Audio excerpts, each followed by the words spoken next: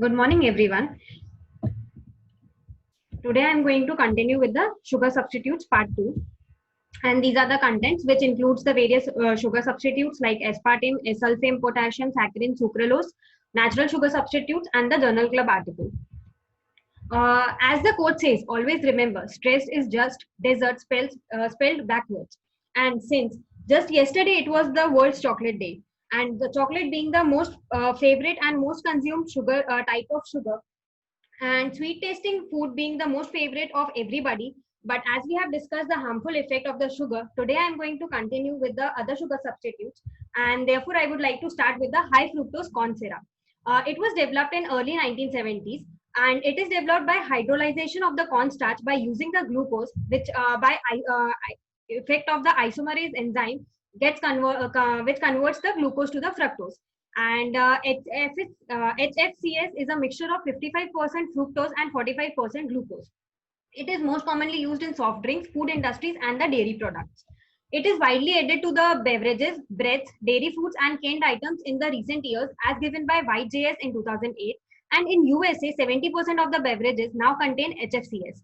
And it also the harmful effects of HFCS being the cardiovascular disease, diabetes, and obesity. And the beneficial effect is that in the high osmotic pressure, it inhibits the growth of microorganisms, and therefore it is used as a preservative in most of the food industries. The food contains the HFCS are the yogurt, breads, frozen pizzas, the applesauce, various type of other sauces, dressings, cheese, and the canned fruits.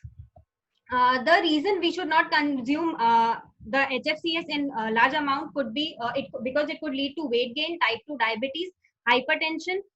It also leads to accumulation of the triglycerides, therefore increasing the blood cholesterol level, gout, non-alcoholic fatty liver disease, and the kidney stones. This is one article describing the effect of high fructose corn syrup on the acidogenicity, adherence, and the biofilm formation of the Streptococcus mutans by Arma et al. And in the results, they have seen that the pH in the HFCS media was significantly larger than that of sucrose, and the percentage of adherence of the S mutants in the HFCS media was significantly lower than the sucrose media, and the biofilm formed in the sucrose media was significantly thicker than that of HFCS media. Thus, the study concluded that the karyogenicity of the S mutants in the presence of HFCS may differ compared to its karyogenicity in the presence of sucrose. Another article on preventing dental caries associated with the sugar sweetened beverages, which mostly contains the HFCS. They have suggested some recommendations in which they have suggested that the sugar sweetened beverages should be replaced with the artificially sweetened beverages. Brushing of the teeth with the fluoridated toothpaste 20 minutes after the intake of the beverages, or the 100% fruit juice which contains the HFCS. Chewing the sugar-free gums immediately after the intake of the sugar sweetened beverages, and rinse the mouth with water immediately after the intake of these beverages. The effect of high fructose corn syrup on the Streptococcus mutans virulence, gene expression, and on the tooth demineralization by Sun M et al. They have described the demineralization testing showed that the microhardness of the teeth decreased by a greater extent in response to HFCS 55 than in response to the sugar, and the results also indicate that this HFCS enhances the S mutants biofilm formation indirectly in the presence of the sucrose and has more acidogenic potential than sucrose. And summing up the real-time PCR and the demineralization results, it appears to be no less karyogenic than sucrose in the in vitro studies. Now coming to the Lycasin, which is the hydrogenated glucose syrup, and Lycasin is the registered trade name, and it is popularly known as Lycasin only.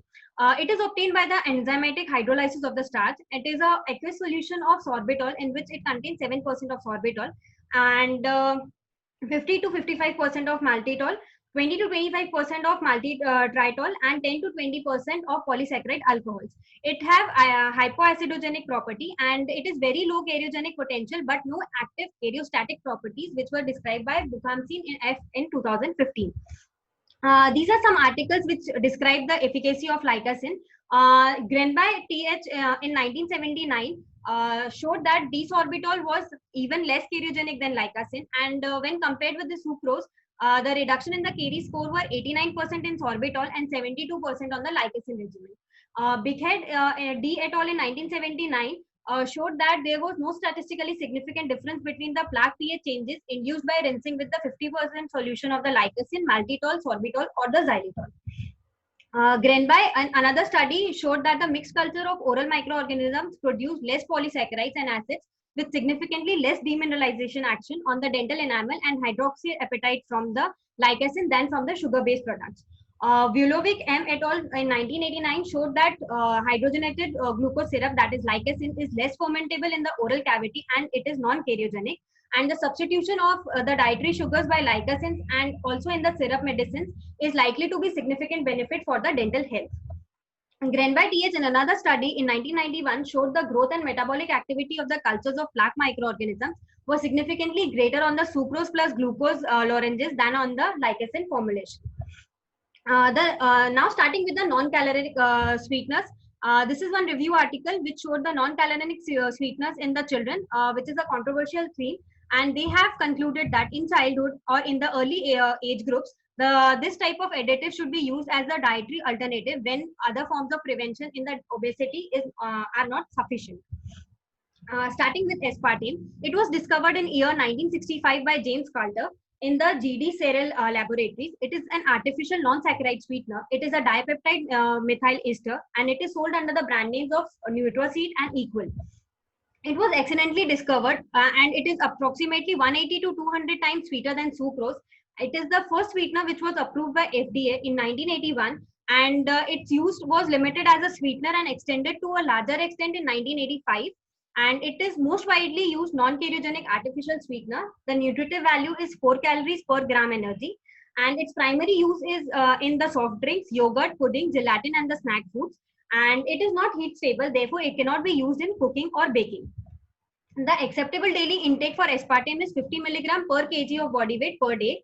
And it is stable in liquid form up to the pH 3, but in the extreme pH ranges, it is unstable and it can form the corresponding diketopiperazine, which is not sweeter in taste. And it has protective effect against the mycotoxins and it is claimed to be safe for use in the type 2 diabetes. Mycotoxins are the toxic metabolites products of some fungi and can result in the mycotoxicosis in the human beings. The European Commission Scientific Committee found this to be safe for human consumption by more than 90 countries in the world. And despite some assumption, there is no evidence that it is carcinogenic. The oral ingestion 6 milligram per kg reduces the number of sickle cell in the homogeneous sickle cell anemia is also shown in the studies.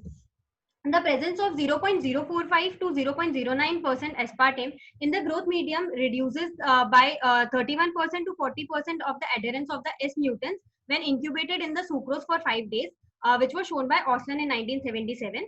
Aspartame reduces the smooth surface caries, a speculative explanation that might raise the pH, plaque pH by forming the amines by decarboxylation, and therefore it acts as anti-carious agent, which was studied by W.H. Bowen in 1975. Though Nikiforuk in 1985 described that no clinical studies on the humans provide the evidence of it being anti-cariogenic. Laudarke et al. In 1988 tested the cariogenicity of frequent aspartame and sorbitol rinsing in the laboratory rats, and rinsing with a 0.05% aspartame or the sorbitol did not potentiate the caries activity. Das et al. In 1991 tested aspartame for its cariogenicity alone and in the presence of the sucrose in the rats, and in the animals fed with aspartame only there were no caries, and the S mutant counts were higher in the animals receiving sucrose diet with or without aspartame. Abbas et al. In 2008 studied the effect of aspartame on the antimicrobial activity of the chlorhexidine against the S mutants, and this study concluded that at the concentration of 4%, 8%, 12%, and 16%, aspartame did not significantly inhibit the antibacterial activity of 0.2% chlorhexidine. Therefore, it could be added in the chlorhexidine mouthwashes. Aspartame disadvantages.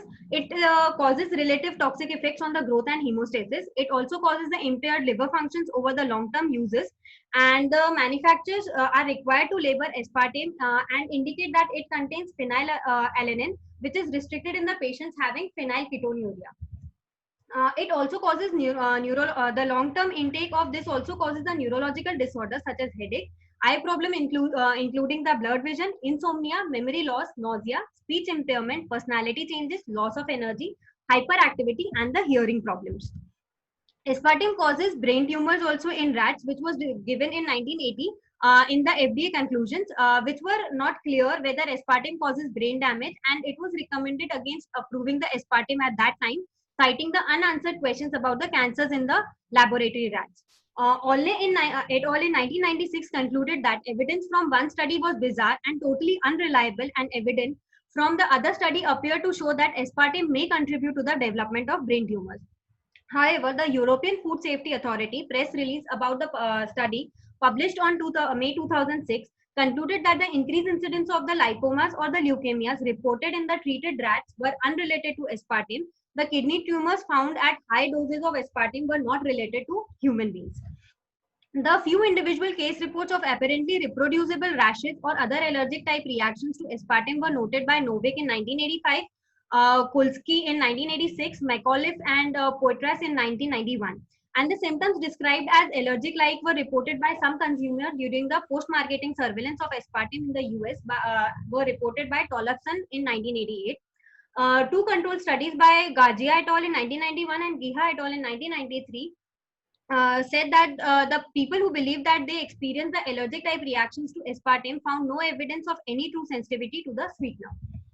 In 2005, a new question pertaining to the aspartame arose with the release of a study from Italy, purportedly showing that aspartame causes various types of cancer in the rats, even at the dose lower than the ADI, which was reported by Sofriti in 2006. Cardisi K et al. In 2020 studied the in vitro cytotoxic, genotoxic, and oxidative damage potentials of the oral artificial sweetener aspartame on the cultured human blood cells. And overall, the results obtained showed that this had genotoxicity potential and a concentration dependent cytotoxic activity in the human blood cells. And therefore, the use of aspartame should be monitored and limited due to the adverse effects. The histological changes of the tongue papilla induced by the artificial sweetener aspartame and the protective effect of the platelet-rich plasma, which was studied by Zarhan et al. In 2018, and the most obvious changes they observed were the loss of normal conical appearance with the hyperkeratosis of the filiform papillae. The epithelial cells showed hyperplasia, cellular pleomorphism, and nuclear hypochromatism. Distorted and atrophied fungiform papillae with the degeneration of the epithelial cells and the pycnotic nuclei were visible. In the lamina propria, numerous dilated and congested blood vessels were obvious. On the SEM examination, it revealed the disfigurement of the tongue papillae, and the fungiform papillae showed irregular wrinkled surface and ill-defined taste pores. The chronic aspartame ingestion could result in the marked morphological alteration of the dorsal surface of the tongue, and the plasma-rich platelet-rich plasma exerted a protective role against this effect.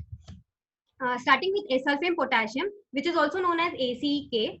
It is a non-nutritive product. It was discovered in 1967 by Hawks AG. It was approved by FDA in 1988 as a sweetener in the dry fruit products.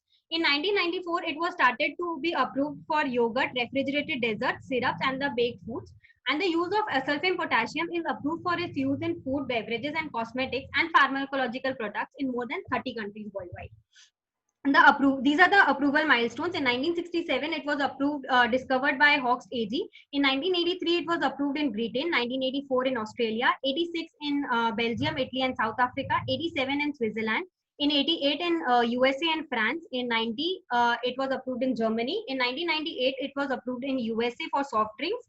And in 2000, it was approved in Japan. And 2003 for general purpose approval in USA. The characteristic of asulfame potassium, it is artificially manufactured by a chemical process that combines the acetoacetic acid with the fluorosulfonyl isocyanate. It is a non-carbohydrate sweetener, non-caloric, and it is approximately 200 times sweeter than sucrose. Chemically, it is not a sugar, but it is a salt of potassium. And physically, it appears as a white crystalline powder. It is donated as E950 or by the short form, as I have told, ACEK. It is stable under the high temperature and moderately acidic to alkaline environment, and therefore it can be used in cooking at high temperature and also for the baking processes. It degenerates to acetoacetic acid, which can be toxic to the human body. The examples of food which may contain asulfame potassium could be the tabletop sweeteners, the dairy products, desserts, ice creams, puddings, jams, toothpaste and mouthwashes, marinades, salad dressing and sauces. It is mostly used in combination with the other sweeteners, and it has faster sweetness onset as described by Ott et al. In 1991. And on the higher concentration, it may give an bitter aftertaste, which was described by Schiffman et al. In 1995. The bitter aftertaste, when used alone to sweeten a food or the beverage, uh, is seen by Horn et al. In 2002 and Kern et al. In 2004. And the smaller amount of sulfame K are blended with the other high intensity sweeteners. The resulting sweetness profile closely resembles to that of the sucrose, which was studied by Meyer and Reha in 2002. And the blends of sulfame K with the other sweeteners have been used with the greatest success in the carbonated beverages, that is the carbonated cold drinks available.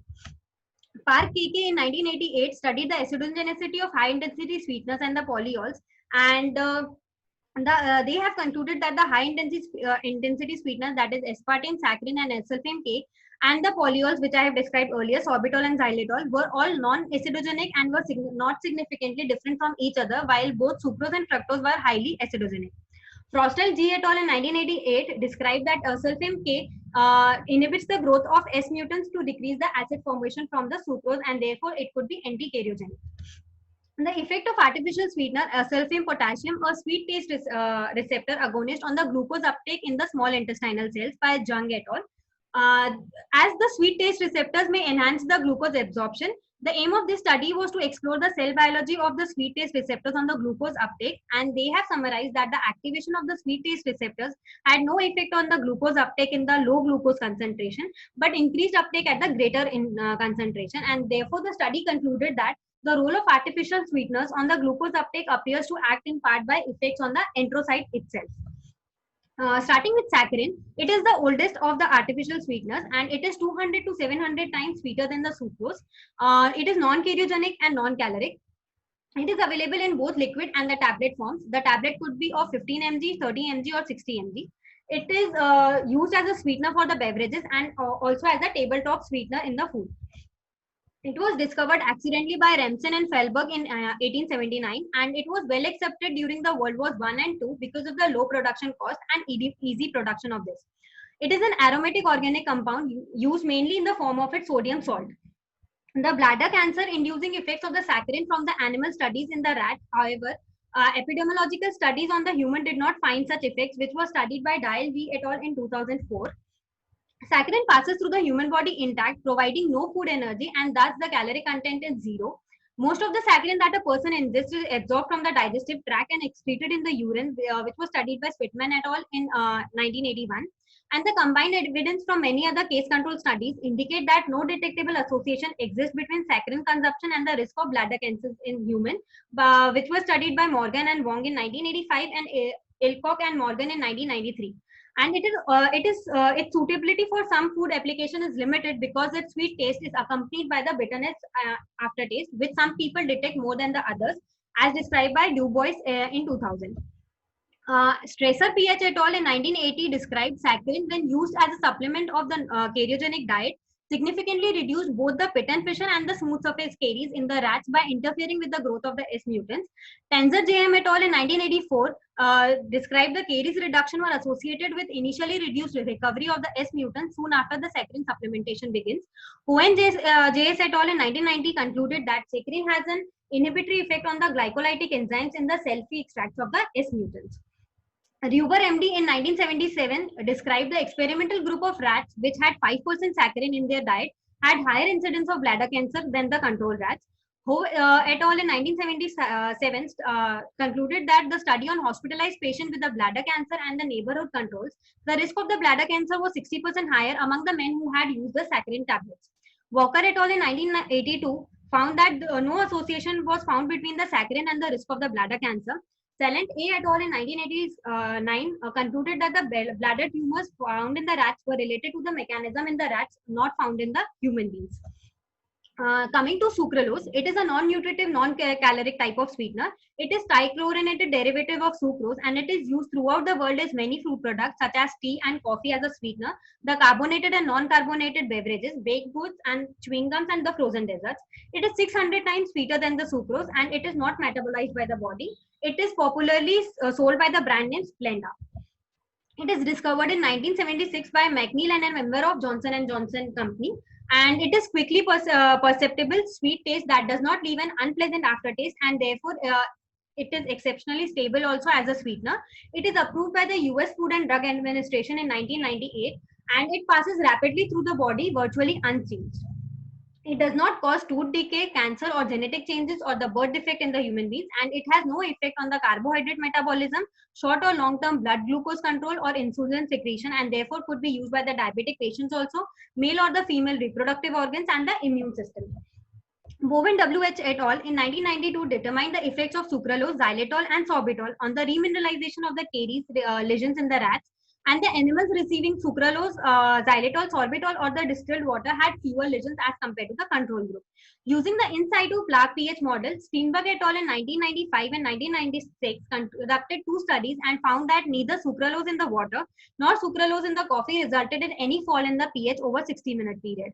Meyerowitz C. et al. In 1996 concluded that sucralose alone or in combination with the maltodextrin is significantly less acidogenic than sucrose when used in the sweetener in the iced tea. Mendel ID et al. In 2002 studied the effect of sucralose containing solutions on the human plaque pH and demonstrated that sucralose is non-carcinogenic. Hogan A. et al. In 2010 studied the effect of mixture of Splenda and xylitol on the growth of S mutants and concluded that Splenda resulted in greater inhibition of the S mutant growth. Starting with Neotame, it is the newest of the low-calorie sweeteners. It is approved by FDA in 2002 as a general-purpose sweetener, and it is approximately 7,000 times sweeter than the sucrose. It is intense non-nutritive sweetener, not fermentable by the oral microbiota. It possesses a crisp, clean taste with no detectable aftertaste. It is a derivative of aspartame, and it is not metabolized by the oral bacteria and is considered to be non-carcinogenic. It does not have any glycemic control, and therefore it could be used by the diabetic patients. And it is most commonly used in the carbonated soft drinks, chewing gums, dairy drinks, ambient sauces, and the fresh breath capsules. This is a study on the comparative stability of aspartame and neotame in the yogurt. During the fermentation, 3% loss of aspartame was observed, but no loss was seen in neotame. And there were no significant effects on the stability of either aspartame or neotame during the storage, that is for 15 days. And the results also indicated that neotame was more stable than aspartame under both pasteurization and fermentation conditions. However, during the storage, both of them exhibited excellent stability. And coming to the other sweeteners derived from the plants, that is the natural sweeteners, starting with stevia. It is made from the extract of stevia plant, which is a perennial shrub from the South Africa, and it is up to 300 times sweeter than sucrose. It is not absorbed by the body, calorie-free and non-carcinogenic. It is also heat stable, and it is sold by the brand names Purevia and Truvia. Siachani MM et al. In 2012 studied the effect of extract of the stevia leaves on the S mutant growth, and they concluded that acetone and ethanol extracts of the S rebaudiana leaves showed highest activity against the S mutants. The advantages of stevia are it is cheap, more economical to produce, it helps to make a control over the diabetes and on the blood pressure, and it is also heat stable. Therefore, it could be used for cooking and bakery products. Agave, which is another artificial natural sweetener. It is made from the extract of the wild agave. It is 25% sweeter than sugar, and it contains 56 calories per tablespoon. It has low glycemic index and absorbed very slowly through the human body. It is also heat stable and sold by the brand name Exagave. The advantages are it is sweeter than the regular sugar, has low glycemic index, can be used in the recipe included in the baking goods and the desserts, and it does not affect the flavor of the beverages, and it is dissolved easily. Licorice, that is ammoniated glycyrrhizin, which is well-known flavoring agent obtained from the roots of a small shrub grown in the Central Asia and the Europe. It is 50 times as sweet as sucrose, and it has excellent foaming and flavoring reinforcement properties. It is used in the beverages, desserts, dentifrices, and pharmaceutical preparations. Its licorice flavor restricts its use to the use as a sweetening agent. King AG et al. In 2006 concluded that natural products isolated from licorice root inhibit the bacteria associated with the dental cavities. Peters MC et al. In 2010 determined the clinical effects of licorice root extract lollipop at reduction of the S mutants, and they concluded that twice daily use of the herbal licorice lollipop for 22 days significantly reduced the relative percentage of the S mutants in the oral cavity. Mentis JC et al. In 2012 examined the effect of herbal lollipop containing the licorice on the S mutants. And there was a trend towards the reduction of S mutants with the consumption of more lollipops during the 21-day period. Miraculin, which is also known as the miracle fruit, it is a shrub grown in the Western Africa, produces the berries that have property of causing sour foods to taste sweet. It is a glycoprotein with a molecular weight of about 42,000. The macromolecules participate in the taste modification and the taste perception, and therefore leads to the sweetness of taste of the products. Because of the manufacturers were unable to document the claims of the efficacy in the weight control, Miraculin has been withdrawn from the market in USA. Monolin, which is also known as serendipity berries. It is a grape-like red berry clusters of the serendipity plant indigenous to Africa. It is intensely sweet, 3,000 times as sweet as sucrose, and it is the sweetest natural product known.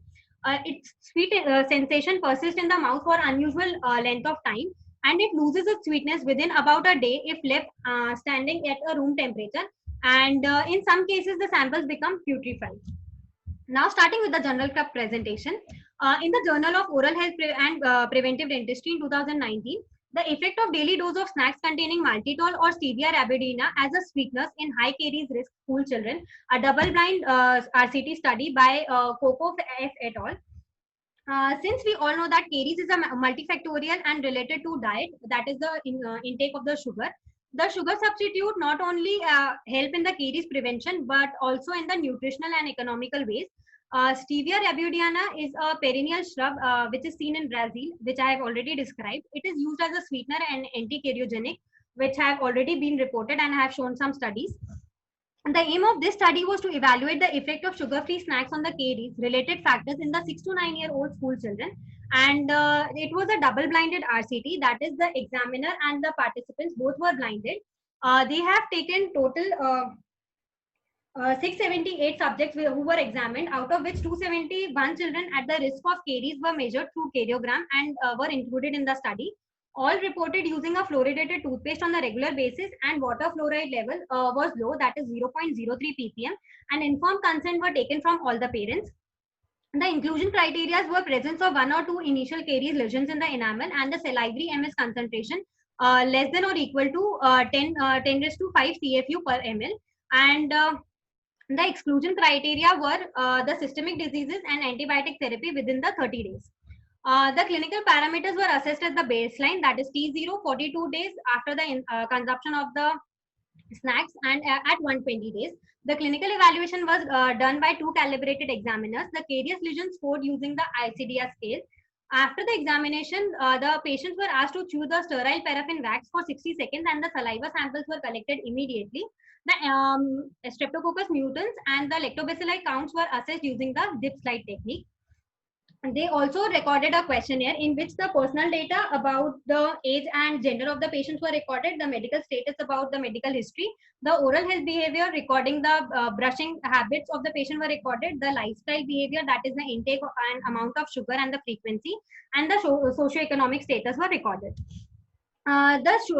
Children were served with 3 different snacks which were prepared by the investigators, one which contained stevia, another which contained maltitol, and the third one containing the white sugar, that is the sucrose.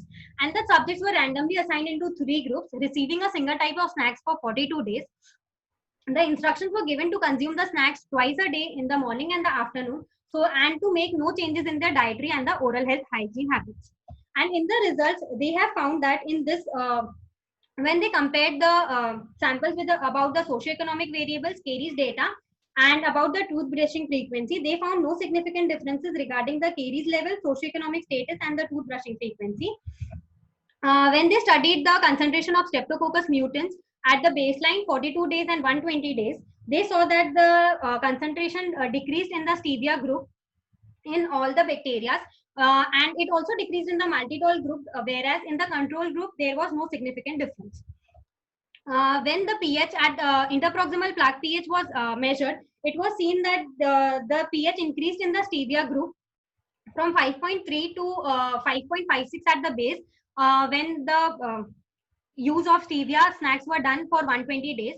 Whereas in maltitol also the same changes were seen, but they were non-significant. And in the control group, the pH at the base remained the same. And when the subjects according to the karyogram were observed, it was seen that at the baseline there were no difference in the 3 groups, Whereas at T1, the stevia group show low probability of the formation of the new carious lesions. And in the discussion, they have shown that stevia seems to be a promising ingredient for the non-cariogenic foods and the snacks. And the 42-day consumption of the snacks containing the stevia and maltitol reduce the cariogenic microflora and the plaque acidogenicity as compared to the sugared snack. The reduction of the bacterial count were recorded in all the three groups, and additional proof of a general improvement of the oral health hygiene habits were also seen. In the present RCT, there was no reported side effects of the snacks administered. Steviol glycosides used as sweeteners are generally recognized as safe, and their use as food ingredient does not require the FDA approvals. The evidence indicates that the consumption of non-caloric sweeteners, that is stevia, in the dietary products between the meals may provide a benefit in controlling the body weight in the children, and also helping in improving the oral health.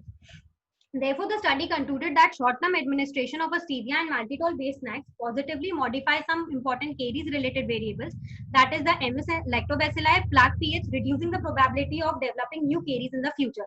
And this preventive strategy might be used in high caries risk subjects as an additional means of fighting this common childhood disease.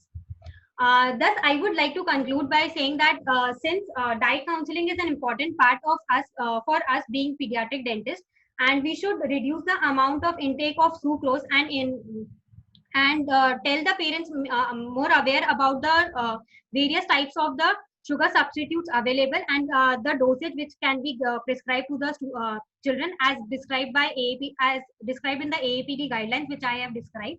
Thank you.